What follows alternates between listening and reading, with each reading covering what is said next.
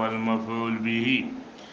امام شافعی رحمه الله، امام ابو یوسف رحمه الله، امام محمد ابن حسن شیبانی رحمه الله دای ذهاب کړی دی چې دا حد زنا دی دغه سړي لپاره چې څوک عمل کوي عمل د قوم لوط، دا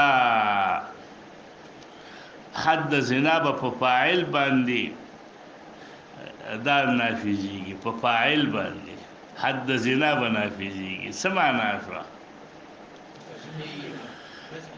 که چېرته دا محسنو رجم کېږي به، او که چېرته دا محسن نو نو بیا به ورته څو دورې والی کېږي. او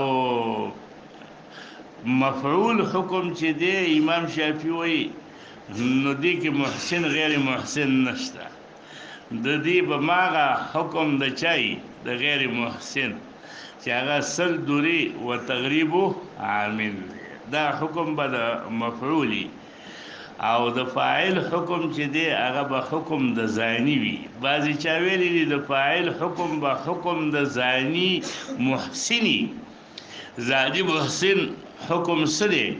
قتل. نو فاعل چې دی دته به قتلی، مفعول چې دی دا به نه قتلیږي، دته به سل دورې ورکولی کېږي.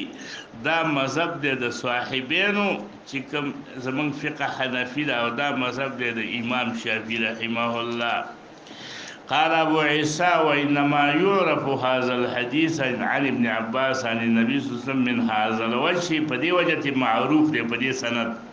وروى محمد بن إسحاق هذا الحديث عن عمرو بن أبي عمرو فقال ملعون من عمل عمل قوم لوط ولم يذكر فيه القتل. لعن ذکر شوی دی، قتل پکې نه دی ذکر شوی، او هغې کې ورسره دام ذکر دی چې ملعون من أتى بهیمة. وقد روي هذا الحديث عن عاصم بن عمر عن سهيل بن ابي صالح عن ابيه عن ابي هريره، هغې داسې راغلي دي قتل الفاعل والمفعول به. دې روایت کې راځي فاعل او مفعول به دواړه قتل کوي. امام ترمذي وایي هذا حديث في اسناده مقال، دا حدیث چې دی د دې په سند کې څه شی دی؟ مقال دی، کمزوري ده. کمزوري به کې څه ده؟ کمزوری بکی دادا چې ولا نعرف احدا رواه عن سهيل بن ابي صالح غیر عاصم. دا روایت صرف او صرف چا را نقل کړی دی؟ عاصم را نقل کړی دی. دا چانا دا رسته چې عاصم بن عمر عن سهيل بن ابي صالح عن ابيه عن ابي هريره وقتل الفاعل والمفعول، دا روایت کمزور دی وي. واختلف اهل العلم في حد اللوطي، دا روایات مختلف را الموقوف مرفوع کمزوري صحیح. نو اختلاف د فقهاو دا دی په دې باب کې دا وعاصم بن عمر واختلف اهل العلم في حد اللوطي فرأى بعضهم ان عليه الرجم، چې په دې فاعل د دې عمل باندې چې څوک دا کار کوي عمل د قوم لوط په د باندې برجم وی احسن ولم يحسن. دا محسنی که دا څه غیر محسنی ښځې کړي کني. دا قول د مالک دی، دا قول د شافعی دی، دا قول د احمد فی روایتین، یو روایت د احمد ندام راغلی دی. وقال بعض اهل العلم من فقهاء التابعين چې حسن بصری دی، ابراهیم نخعی دی، عطاء ابن ابي رباح دی، هغوی وی حد اللوطي حد الزانی. نو حد الزانی څه دی؟ که محسنو رجم کیږي با که غیر محسنو دوری بوالی کیږي. دا قول د اهل کوفه دی.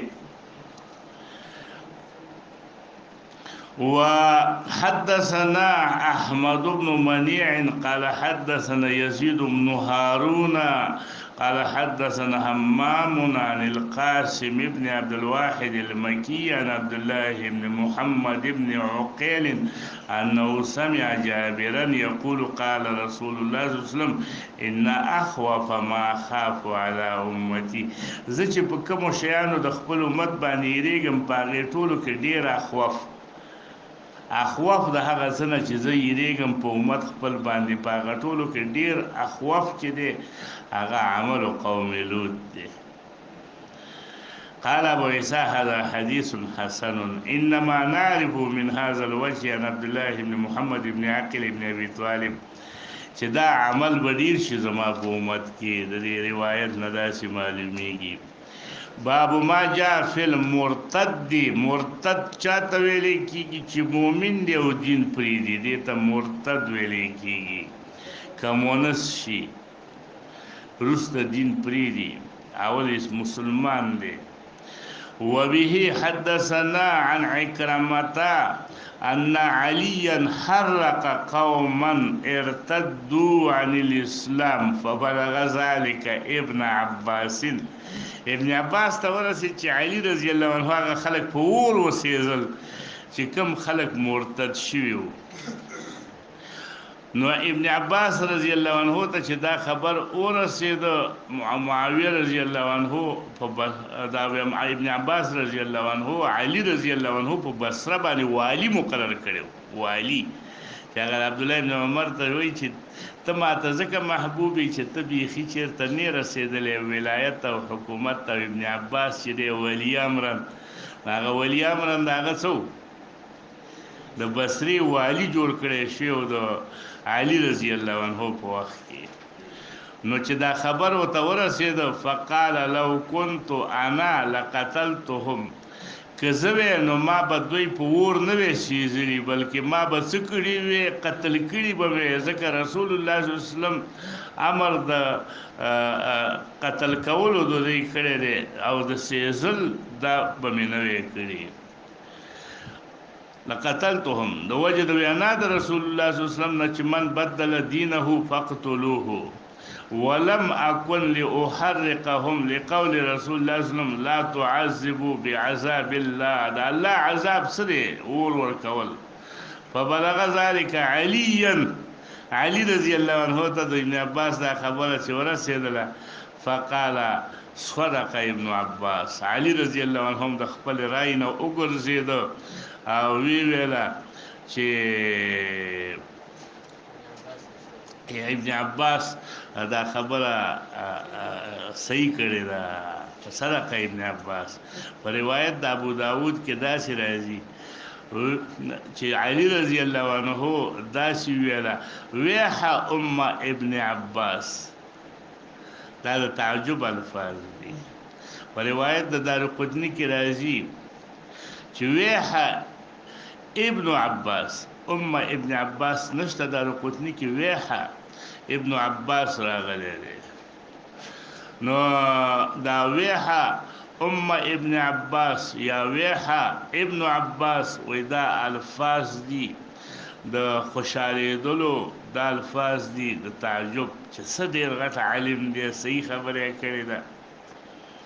وبه حدثنا قال ابو عيسى حديث حسن صحيح والعمل على هذا عند اهل العلم في المرتد واختلفوا في المرأة اذا ارتدت عن الاسلام. دا خو سړو په باره کې فقالت طائفة من اهل العلم تقتلوا. دا خزم دا قول د اوزاعي دی او دا قول د ټولو جمهور علماو دی چې دې کې فرق نه دی. رسول الله صلی الله علیه وسلم من بدل دینه نو من سړی لم ورغلی دی او من نو د دې وجه نه دوی وایي چې که ښځې دا حکم دی. دا قول د اوزاعي د احمد اسحاق او د جمهور علما دی. وقالت طائفة منهم تحبسوا ولا تقتلوا. ښځه به جیل ته واچولی شي نه به وژلې کېږي. دا قول د سفیان الثوري دی وغیره من اهل الکوفه چې هغه فقه حنفي ټولو دا رائے ده چې دا ولې دوی سره څه دلیل دی چې ښځه به نه وژلې کېږي او جیل کې به اچولې کېږي، سړی به وژلې کېږي او ښځه به نه وژلې کېږي. دوی سره همدغه دلیل دی چې رسول الله صلی الله علیه وسلم نهى عن قتل النساء والصبيان کنه د کافرو ښځو د وژلو نه منع کړې ده. نو مرتده ښځه به هم نه وژلې کېږي بلکې په جیل کې به واچولی شي. باب ما جاء في من شهر السلاح. بس چې دا نور مسلمانان یې سوځولي او ته داسې قصاص بن مسلم راخستی شي د اور باندې دې سوځولی شي نور مسلمانان یې سوځولي او د علي رضی الله عنه دغه د ابن عباس رائے ده کنه. ابن عباس رضی الله عنه وایي چې دا ما د رسول الله صلی الله علیه وسلم نه اورېدلی دي چې لا تعذبوا بعذاب الله، د الله عذاب چاله مه ورکوه. د الله عذاب څه دی؟ سوځول. نو موږ ویلي وو چې هغه مثل په قصاص کې جایز دی، خو چې کله دا مفضي نه وي حرام کار ته.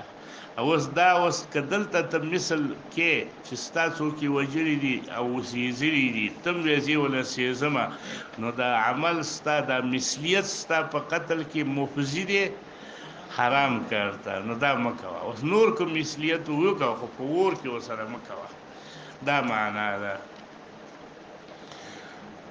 باب ما جاء في من شهر السلاح.